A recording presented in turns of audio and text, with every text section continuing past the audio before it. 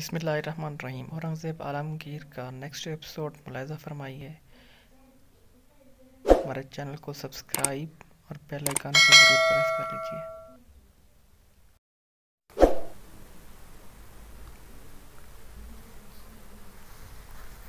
اورنگزیب عالمگیر رحمۃ اللہ علیہ نے ساتھ ہی یہ کہہ دیا کہ تمام غیر اسلامی آداب فی الفور ختم کر دیے جائیں۔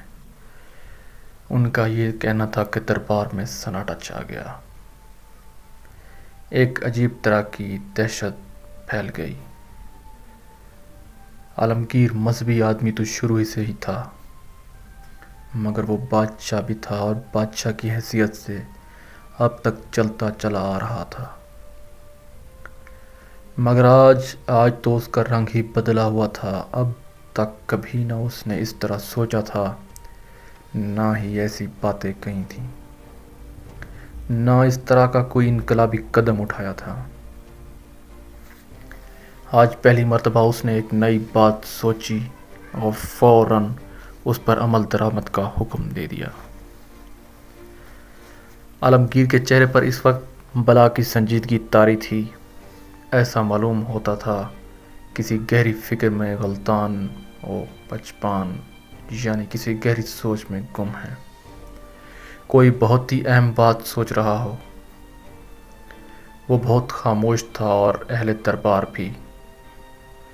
پھر دفعتاً عالمگیر نے سر اٹھایا اور کہا، خانِ جہاں تم اور نہ صرف تم بلکہ جملہ حاضرین دربار سن لیں اور اچھی طرح گرہ میں باندھ لیں کہ اگر اس ملک میں عزت و وقار اور شان و شوکہ کی زندگی بسر کرنا ہے تو اس کی صورت صرف یہ ہے کہ اپنے اسلام کی ندامت کا اظہار نہ کریں، بلکہ گردن اونچی کر کے فخر سے اپنے مسلمان ہونے کا اعتراف کریں۔ قاضی شہر سے ضبط نہ ہو سکا، بے تابانہ اپنی جگہ سے اٹھے اور بے ساختہ فرمایا، سبحان اللہ، جزاک اللہ، الحمدللہ، اللہ اکبر، خدا پاک آپ کو عمل کی توفیق دے۔ عالمگیر نے تحسین آمیز نظروں سے قاضی کی طرف دیکھا اور زیر لب تبسم کے ساتھ فرمایا، خدا اگر عمل کی توفیق نہ دیتا تو یہ جذبہ بھی مجھے گنہگار کے دل میں نہ پیدا ہوتا۔ ہم اگر مسلمان بن کر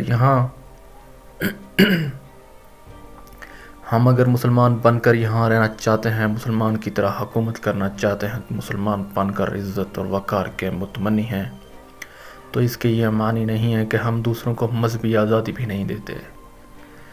خان جہاں نے مؤدب اور دست بستہ عرض کیا، بے شک آج تک کسی غیر مسلم کو یہ شکایت نہیں ہوئی کہ اس کی مذہبی آزادی سلب کر لی گئی ہو، اور نہ ہوگی۔ اس کے یہ معنی بھی نہیں ہے کہ ہم مفتوح اور زیر دست قوم کے ساتھ انصاف رواداری اور اعلیٰ ظرفی کا برتاؤ بھی نہیں کریں گے۔ بجائے ارشاد ہوا، ذل الہی، آج تک جہاں پناہ کے منصفانہ دربار سے کوئی مظلوم انصاف سے محروم نہیں رہا اور نہ کبھی رہے گا۔ ہر مذہب کے ساتھ روادارانہ اور فیاضانہ برتاؤ کیا گیا۔ یہ سلسلہ برابر جاری رہے گا، بے شک جاری رہے گا، اور یہ معنی بھی نہیں ہے کہ مفتوح اور زیر دست قوم کی صلاحیتوں قابلیتوں کو ابھرنے کا موقع نہیں دیا جائے گا، اسے درباری مناصب اور سرکاری ملازموں سے محروم کر دیا جائے گا۔ کسی میں یہ جرأت نہیں کہ ایسی نادر اور غلط بات منہ سے نکال سکے۔ جب تک جے سنگھ موجود ہے کون یہ دعویٰ کر سکتا ہے؟ کیا وہ دربار شاہی کا سب سے بڑا منصبہ دار اور ذل الہی کا سب سے زیادہ معتمد اور امین نہیں ہے؟ بے شک ہے، اور ہمیں اس پر بہت زیادہ اعتماد ہے۔ یہ ساری دنیا جانتی ہے جے سنگھ کی وفاداری، جان نثاری اور خلوص بے ریا کی۔ ہمارے دل میں عزت، ہمیں اس پر اتنا ہی اعتماد ہے جتنا خود یعنی اپنی ذات پر۔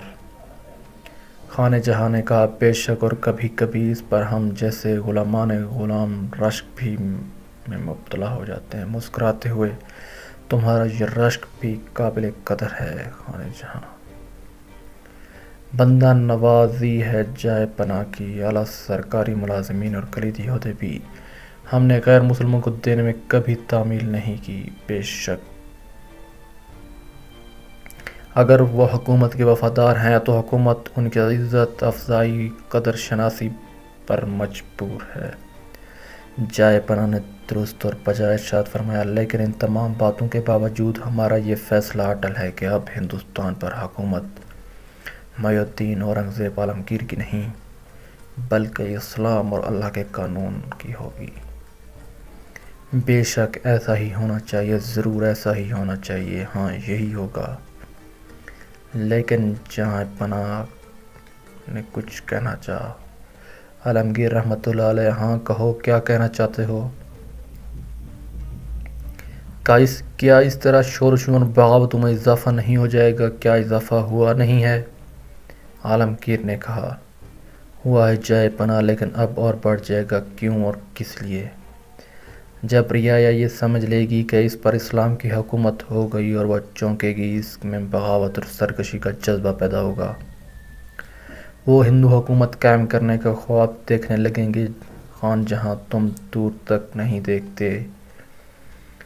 تمہیں معلوم ہونا چاہیے کہ شورشیں اور بغاوت بابر کے عہد میں بھی ہوئیں، ہمایوں کے دور میں بھی، اکبر، جہانگیر اور بدیر بزرگوار شہنشاہ شاہ جہاں کے زمانہ میں بھی۔ اب کیا نہیں ہو رہی ہیں، لیکن اب زیادہ ہیں۔ عالمگیر، لیکن کیوں زیادہ ہیں؟ یہی بات غلام کی سمجھ میں نہیں آتی، لیکن ہم سمجھ چکے ہیں۔ کیا جائے پناہ کا خیال ہے؟ ہمارا خیال نہیں، یقین ہے کہ شورشوں اور بغاوتوں میں اضافہ اس لیے ہوا ہے کہ ہندو حکومت قائم کرنے، مسلم حکومت اور مسلمان قوم کو نیست و نابود کرنے کا جو خواب عرصہ دراز سے دیکھا جا رہا تھا، اب اس عمل میں لانے کی تدبیر شروع ہو گئی ہے۔ جائے پناہ، کیا یہ واقعہ ہے؟ ہاں بالکل صحیح اور درست واقعہ ہے، اور ہم تمہیں ایک اور بات نہ بتائیں۔ ارشاد ذل الہی، اگر ہم اپنے آبا و اجداد کے نقش قدم پر چلتے، یعنی مسلمان بن کر حکومت نہ کرتے، اسلام کی خدمت قائم کرنے کی جدوجہد نہ کرتے، تو بھی وہی ہوتا جو آج ہو رہا ہے، یعنی شورشیں اور بغاوت جڑ پکڑتی رہتی۔ ہاں ہمارے اس اقدام سے کچھ اضافہ ہو جائے گا، لیکن حقیقی اضافہ صرف اس لیے ہوا ہے کہ اب بعض لوگوں کے نزدیک وقت آ گیا ہے کہ مسلم حکومت کا تختہ الٹ دیا جائے، مسلم حکومت کو ختم کر دیا جائے۔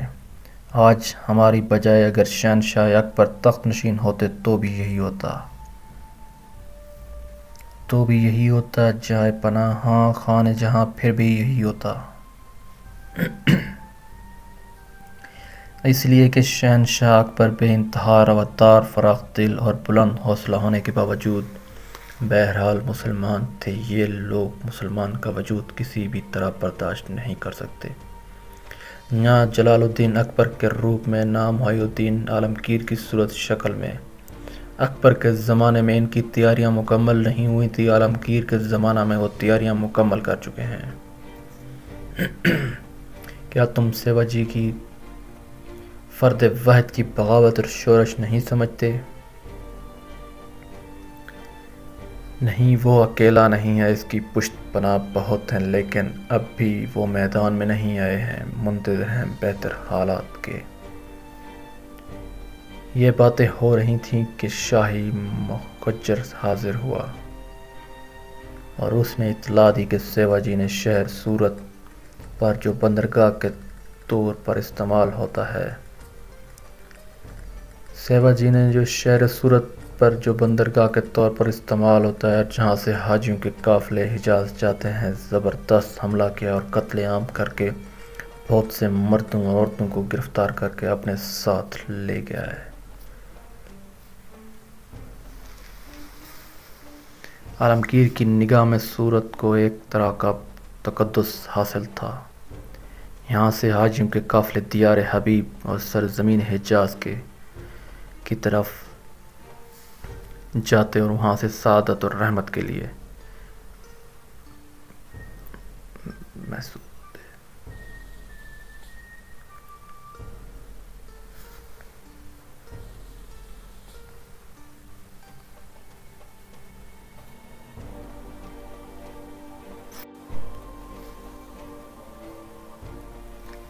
عالمگیر کی نگاہ میں سورت کو ایک طرح کا تقدس حاصل تھا۔ یہاں سے زائروں اور حاجیوں کے قافلے دیار حبیب صلی اللہ علیہ وآلہ وسلم اور سرزمین حجاز کی طرف قصب سعادت اور رحمت کے لیے جاتے۔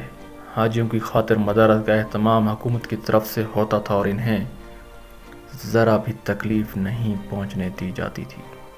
خود عالمگیر بھی ایک عرصہ سے حج کا ارادہ کر رہا تھا، اسی بندرگاہ سے روانہ ہونے والا تھا، لیکن ہر سال یہ ارادہ نئی شورشوں اور بغاوتوں کے باعث ملتوی کر دینا پڑتا تھا اور خدا کے بھروسہ پر آئندہ سال کی نیت کر لی جاتی تھی۔ سورت پر سیواجی کی تاخت و تاراج کی خبر سن کر عالمگیر کا رنگ بدل گیا۔ وہ بار بار پہلو بدلتا تھا اور خونخوار نظروں سے دور دیوار کو تکتا تھا۔ عالمگیر کا غصہ اہل دربار نے بارہا دیکھا تھا، لیکن آج کی برہمی اور آشفتگی کا رنگ ہی کچھ اور تھا۔ ہر شخص سہما ہوا اور دبکا ہوا اپنی جگہ پر کھڑا تھا۔ دیکھیے اب کیا ہوتا ہے، دیکھیے شہنشاہ والی جہاں کیا فرمان صادر کرتے ہیں۔ کچھ دیر تک عالمگیر خاموش رہا، پھر اس نے بلند اور گونجتی ہوئی آواز کے ساتھ جے سنگھ کہا اور جے سنگھ اسی لمحے حاضر کیا گیا۔ آن کی آن جے سنگھ عالمگیر کا معتمد اور منہ چڑھا سالار اور مصاحب حاضر دربار ہو گیا۔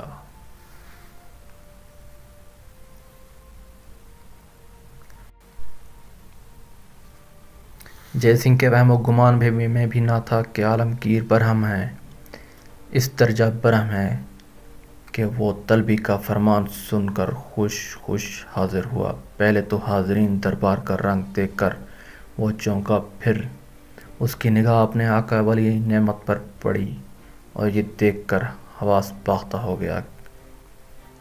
غصے اور اس کا شہنشاہ کا چہرہ گلنار ہو رہا تھا۔ دل ہی دل میں وہ سوچنے لگا، کیا کوئی نیا حادثہ رونما ہوا ہے؟ کہیں سے کسی نے نئی شورش یا بغاوت کی اطلاع کی ہے؟ آخر ماجرا کیا ہے؟ جے سنگھ دل ہی دل میں یہ بات سوچ رہا تھا۔ یہی سوچتے ہوئے وہ اپنے شہنشاہ کے سامنے پہنچا اور آداب بجا لا کر کہا کہ غلام حاضر ہے۔ شہنشاہ نے اس پر ایک نظر ڈالی، پھر فرمایا جے سنگھ نے کہا، ارشاد جائے پناہ سیواجی کے حوصلے اب بلند ہو گئے ہیں۔ عالمگیر رحمت اللہ علیہ نے زبردست اور گرجدار آواز میں کہا، غلام کی اس سرکوبی کے لیے کافی ہے، صرف فرمان سلطانی کی دیر ہے۔ میرے سوار اس کی سرزمین کو رون ڈالیں گے، میری تلوار اس کا خون چوس لے گی، وہ میرے سامنے نہیں ٹھہر سکتا۔ لیکن جے سنگھ سیواجی تنہا نہیں ہے، تنہا ہوتا تو سورت کی بندرگاہ پر حملہ کرنے کی جسارت نہ کرتا۔ سورت کی بندرگاہ پر جائے پناہ؟ ہاں، عالمگیر نے کہا، جہاں سے حجاج کے قافلے سرزمین حجاز کا رخ کرتے ہیں وہاں۔ بے شک بے ادبی، گستاخی، سرکشی کی یہ انتہا ہے۔ جے سنگھ نے کہا، اسے اقرار واقعی سزا ملنی چاہیے، اور غلام کا نہایت ادب کے ساتھ اصرار ہے کہ اس کی سرکوبی کے لیے غلام کو مامور کیا جائے۔ جے سنگھ جائے پناہ، جے سنگھ کی تلوار سیواجی کا خون چاٹنے کے لیے مچل رہی ہے۔ وہ جہاں کہیں بھی ہوگا، یہ تلوار برق غضب بن کر اس کے سر پر گرے گی اور اسے تن سے جدا کر دے گی۔ لیکن جے سنگھ شاید جائے پناہ فرمانا چاہتے تھے کہ وہ اکیلا نہیں ہے۔ ہاں جے سنگھ، ہم یہی کہنا چاہتے تھے، کوئی مذائقہ نہیں، اس کے ساتھ ساری دنیا ہو تو بھی وہ جے سنگھ کے ہاتھ سے نہیں بچ سکتا۔ اب اس کی موت آ گئی ہے۔ جے سنگھ تیر قضا بن کر اس کی جگہ پہنچے گا۔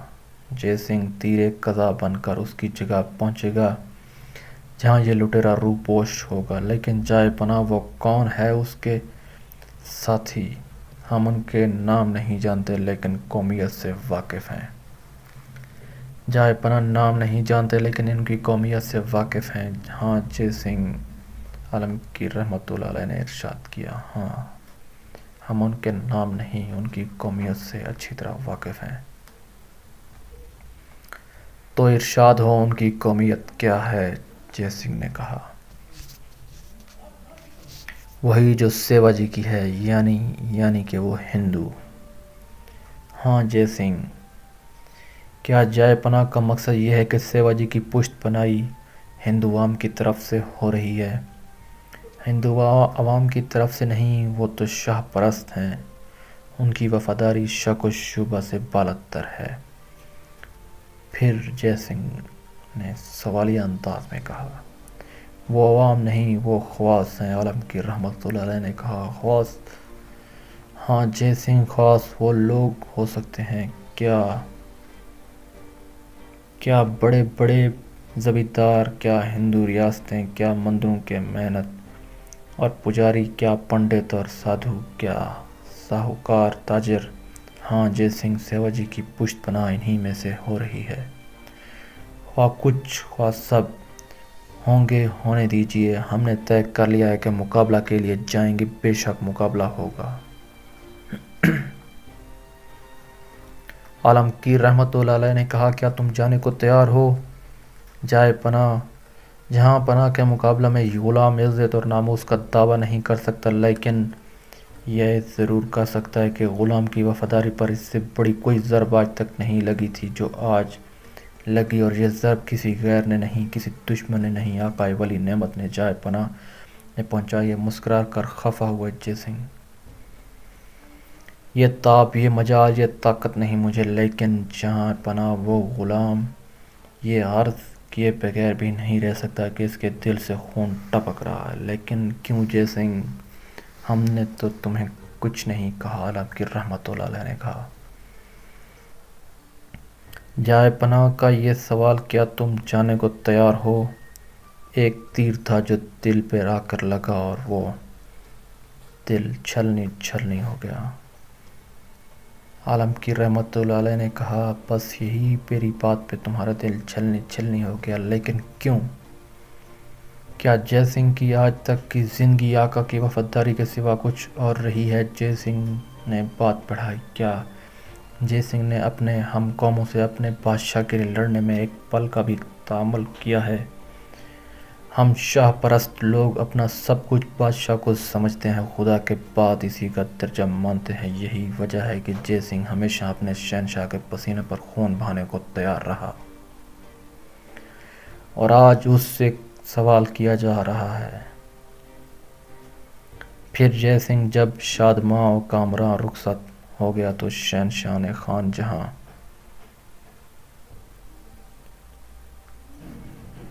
کیا تم جانے کو تیار ہو؟ جائے پناہ، کیا اس سے بڑھ کر جے سنگھ کی وفاداری جان نثاری آقا پرستی کی کوئی توہین ہو سکتی ہے؟ جے سنگھ کی آنکھوں سے آنسو رواں ہو گئے، وہ اپنے آقا کے قدموں پر گر پڑا۔ عالمگیر نے اسے اٹھا کر گلے لگایا اور خان جہاں سے کہا، یہ مہم جے سنگھ کے سپرد کر دی جائے۔ پھر جے سنگھ جب شادماں و کامراں رخصت ہو گیا تو شہنشاہ نے خان جہاں پر ایک نظر ڈالی اور مسکراتے ہوئے فرمایا، دیکھا تم نے خان جہاں، اس نے دست بستہ عرض کیا، جے سنگھ کی وفاداری ہم سب کے لیے ایک سبق آموز مثال ہے۔